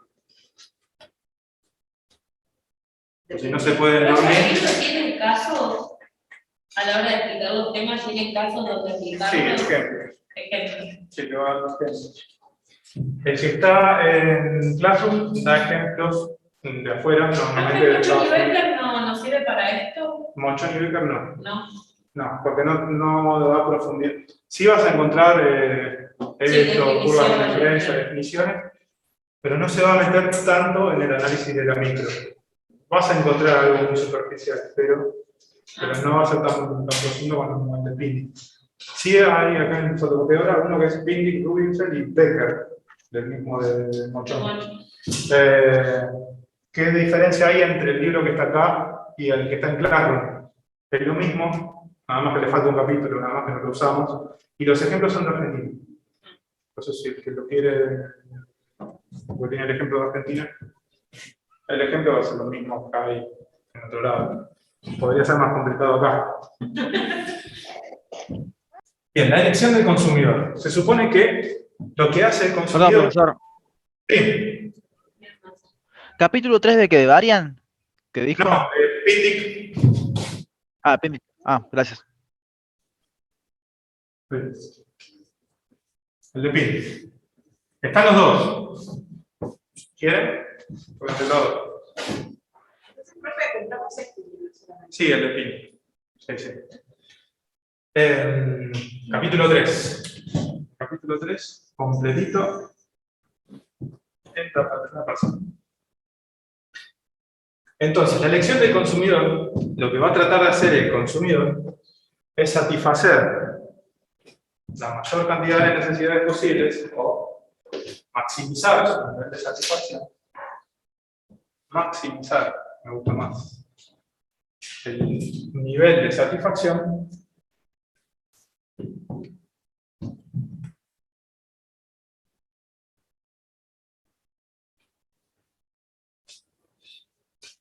en función a una restricción presupuestaria. Profe, perdón, ¿puede repetir que se me cortó todo? No sé si voy a repetir lo mismo. La elección del consumidor, en realidad, lo que trata de hacer el consumidor es maximizar su nivel de satisfacción sujeto a o en función a una restricción presupuestaria. O sea que van a tratar de maximizar su nivel de preferencias en función a lo que tienen en el bolsillo, ¿sí? Y al precio de los bienes. En función a esto, muy bonito las curvas de indiferencia que están muy lejos del centro de coordenadas. Las vamos a preferir más a las que estén más cerca del centro de coordenadas. Pero ¿qué pasa? ¿Qué nivel de ingreso necesitamos para adquirir las que están más lejos? Un nivel más alto. ¿Sí? O tendrían que bajar mucho los precios para que la recta rote hacia afuera y la alcance. Y al revés, con bajos ingresos, lo único que podemos consumir son las curvas de indiferencia que están cerca del centro de coordenadas. ¿Se entiende esto, no? Entonces, ¿ve cómo funciona? Ahí es donde vamos a juntar la curva de indiferencia por un lado y la restricción presupuestaria. En el momento nos raja. Entonces, hasta ahora no pasó nada. El otro día nos fuimos también justito. En esta materia no tanto, porque ya después de la hora y cuarto, hora y media de ver esto, fue como que agosto. Pero en matemática, yo estoy en matemática financiera, es como que se necesita las 3 horas completas. Ahí es como que, en una estoy conmigo mismo y en otra estoy con Rolón. Rolón en la comisión 6 y yo estoy en la comisión 4, miércoles y sábados. A la tarde. Se notan. Profe, cambie de día. No, imposible. Lo que queremos hacer es que sea el miércoles al mediodía. Y creo que hay alguno acá cursando conmigo mate financiero. Bueno, vamos a ver qué pasa con la elección del consumidor. Obviamente, va un gráfico. Vamos a armar, a dibujar 2 o 3 curvas de indiferencia. Vamos a llamar uso 1. 2 horas seguidas de esto quema el coco. 3. Y en casa podía llevar un mate. Bueno. Pagaba la cama, me calentaba la cama. Yo podía estar descalza. Jamás me vestí de la cintura para arriba, eso es lo que... Hay alguno que la eventualidad de hacer eso, no. Ahí. Bueno, por lo menos acá no tengo que tener la toma. Es más, antes de la clase virtual me bañaba y me cambiaba bien como que si tuviera que salir. Pero... Claro, a veces no quiero.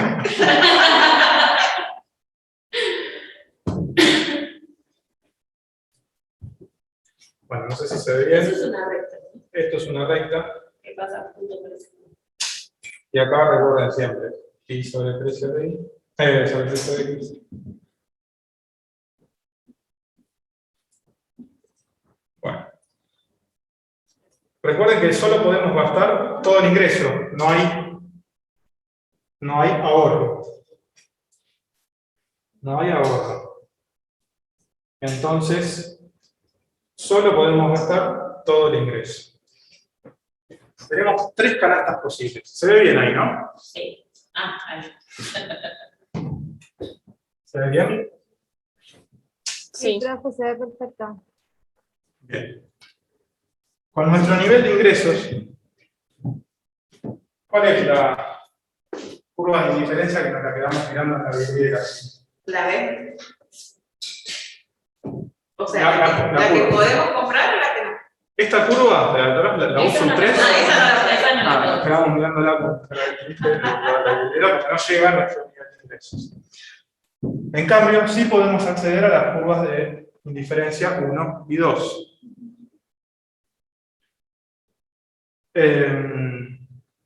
Ahora, de todas las canastas que están ahí, ¿cuál me conviene consumir? La B, La B. ¿Por qué? porque está sobre la letra rectaria y esta ahí es la que está más alejada La del que 0,0. Exacto. Es la que está más alejada, me permite consumir todo el ingreso, o sea que estoy dentro de lo que pide la teoría del consumidor. Y además, es el punto que está en la canasta, en la curva de indiferencia más alejada posible. Yo acá dibujé 3 curvas de indiferencia. Esto cuando vayan al libro, cuando dibujamos varias curvas de indiferencia en el mismo gráfico, se llama mapa de indiferencia o mapa de curvas de indiferencia. En realidad, yo acá dibujé 3 curvas, pero hay infinitas curvas de indiferencia. No sé si alguno o todos usaron matemática 2. Sí. Entonces, Voy a decir algo que capaz que no se acuerdan, que estaba en matemática 2. Las curvas de indiferencia son las curvas de nivel. No sé si alguno recuerda. Ustedes en matemática 2 trabajan con el eje X y el Y y el Z. ¿Sí? En realidad es como que el Z va para arriba y el X y Y está horizontal. Pero bueno, imagínense que este es el piso y que el Z va para acá, para afuera. Normalmente lo grafican así como de costado, pero es un eje que sale como perpendicular al pizarrón. es más fácil ver la pared de Claro, bueno, yo muchas veces lo explicaba con esto. Sería X e Y los zócalos y la Z a la altura. Las curvas de indiferencia, las curvas de nivel son cortes que se dan a distintas alturas. Entonces, ¿qué pasa? Yo tengo, supongamos una montaña, y yo hago un corte a, no sé, a tantos metros de altura. Me va a quedar el dibujito de la montaña a esa altura. Bueno, eso sería la curva de nivel, el contorno de la montaña a esa altura. Si voy subiendo, ¿qué va pasando con el dibujito de esa montaña? Se va achicando. Si se va agrandando, bueno, estaría, no sé, está la falla que está con esas piedras arriba, bueno, ahí sería otro tipo de accidente geográfico, pero bueno, en una montaña a medida que voy subiendo se supone que se va achicando. Eso es una curva de nivel. En esto pasa lo mismo. Esto sería el corte que yo le doy a la función utilidad,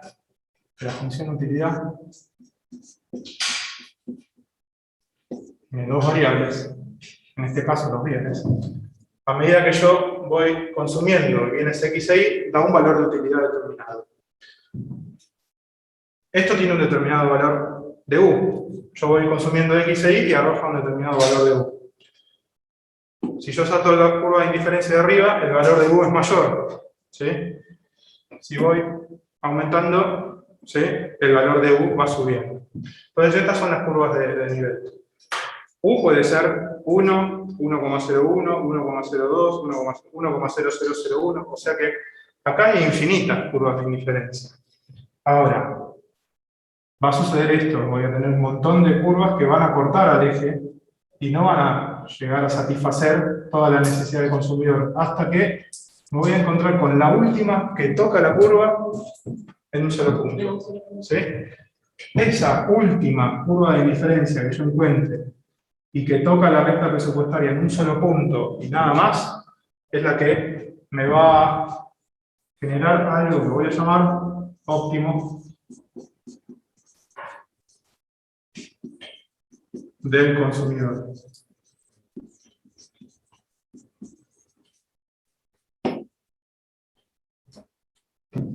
Esto que está acá, que la toca en un solo punto y nada más, ¿cómo se llama? ¿La curva cómo es? Tangente. Tangente. Para que haya un óptimo del consumidor,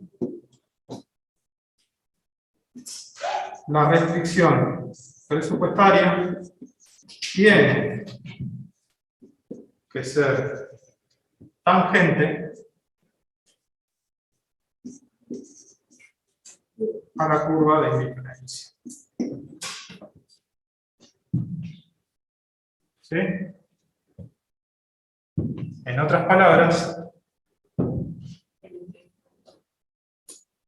¿qué debería pasar en ese punto con la pendiente de la recta y la pendiente de la curva? Son iguales. Son iguales, ¿sí? En ese punto, la pendiente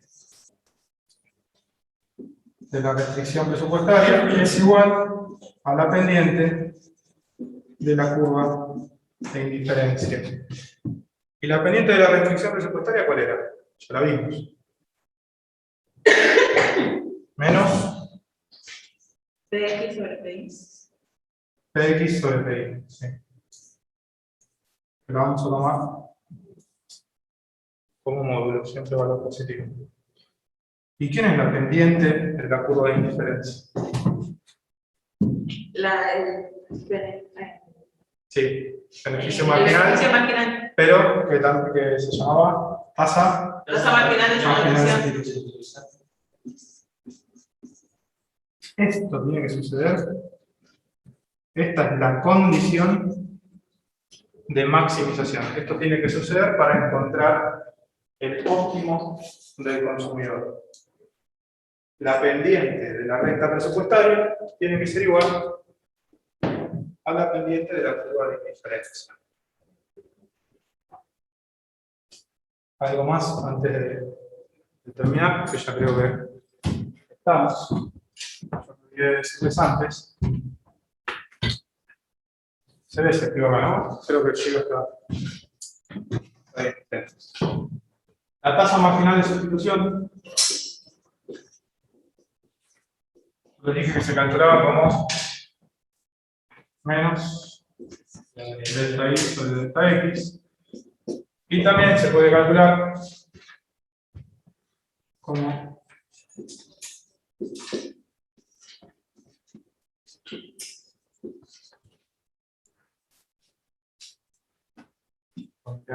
negro y no presta nunca. Se calcula como menos delta y sobre delta x o utilidad marginal de x sobre utilidad marginal de y. Entonces, esto lo puedo reescribir de esta forma.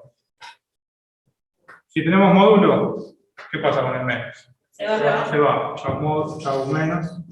Los precios siempre son positivos, o sea que esto es igual a la tasa marginal de sustitución. Es decir, A la utilidad marginal de Luis se calcula. Exacto. ¿Sí? Si yo quiero pasar este precio, pasaría acá abajo. Sí. Y la utilidad marginal de I pasa acá arriba. Con lo cual me queda utilidad marginal de I sobre el precio de I igual a utilidad marginal de X sobre el precio de X. Voy a pedir la X.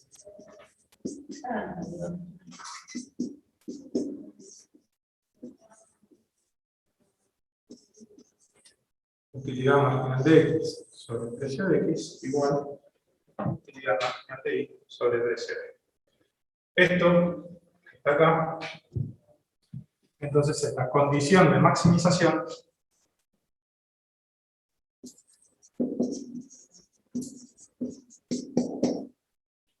o también se llama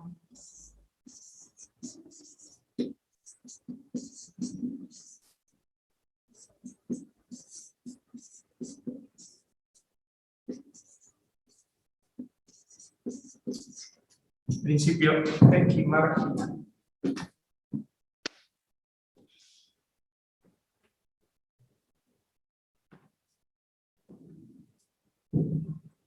La utilidad gastada, la utilidad marginal por peso gastado de cada bien, tiene que ser igual en todos los bienes para lograr ese máximo. Fíjense que lo que hace es dividir utilidad marginal de un bien sobre su precio. Entonces sería la utilidad marginal de un bien por peso gastado tiene que ser igual en todos los bienes. Si hubiera más bienes, sería igual a la utilidad marginal de Z sobre el precio de Z, igual a la utilidad marginal de alfa sobre el precio de alfa, y así sigue para todos los bienes. Esto se tiene que cumplir para todos los bienes en conjunto para lograr este óptimo. Que básicamente surge de igualar las pendientes de la recta presupuestaria con la curva de indiferencia. ¿Sí? Si cambian la pendiente, porque cambió alguno de los precios, entonces tengo que buscar una nueva curva de indiferencia que se haga tangente en ese punto para encontrar el óptimo. Entonces cambia esta relación. ¿Está? Se tiene que cumplir esto para alcanzar el óptimo. ¿Estamos? Sí. ¿Sí? Bien, ¿alguna pregunta? Todos. Bueno, este capítulo completito tiene todo esto y algunas cuestiones más. ¿Sí? Ahí van a encontrar formas específicas que tiene la curva de indiferencia para algunos bienes en particular. Los bienes complementarios y sustitutos se comportan de una forma específica. Cuando X e Y son complementarios y sustitutos, estas curvas toman una forma específica. Pueden ser planas, pueden ser Ls. También van a encontrar en el libro algo que se llama soluciones de esquina, que es cuando no se cumple esto. Y este punto va a estar sobre uno de los ejes. Ahí va a hablar específicamente cuando pasa algo de eso. ¿Sí? Esas cuestiones, léanlas todas del libro, que están en el capítulo 3, y cualquier cosa, preguntan. ¿Sí? Semanalmente. Esta teoría que aprendimos hoy, ¿cuándo la ejercitamos? ¿El viernes, en teoría, o cómo funcionó? Sí, el viernes. Ah, ok. Bien. Se supone que nadie tendría que llegar hasta acá. ¿Sí? Bueno, por eso siempre vayan leyendo y vayan recordando lo que es la curva de indiferencia, tasa máxima de sustitución, recta presupuestaria, cómo rota, principio de marginalidad. Porque después vamos a seguir avanzando sobre esto y se hace complejo, ¿sí? Y por ejemplo, el viernes vamos a ver, no sé si usted sabe, pero calculo que sí, vamos a ver un ejercicio de cada tema que vimos hoy y después nosotros nos tenemos encargado de seguir practicando. ¿Cómo se maneja? Puede llegar a dar algún ejercicio para calcular la tasa marginal de sustitución e interpretarla. Algo que esté referido con el óptimo. Sí. Profe, ¿y entre cuándo va a subir ese que tenemos de autoevaluación? La autoevaluación lo subo hoy a la noche, o capaz que ahora cuando termino ya lo subo, para lo que es la semana 1. O sea, el capítulo 1 y 2, lo que vieron conmigo y lo que vieron con nadie.